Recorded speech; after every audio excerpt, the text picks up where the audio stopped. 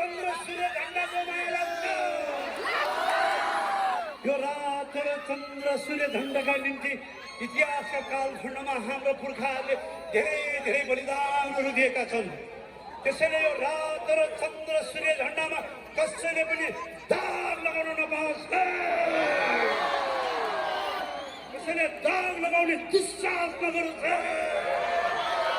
यो हिजो पनि लागेको थिएन, आज पनि लागेको छैन र भोलि पनि लाग्न दिनु हुँदैन।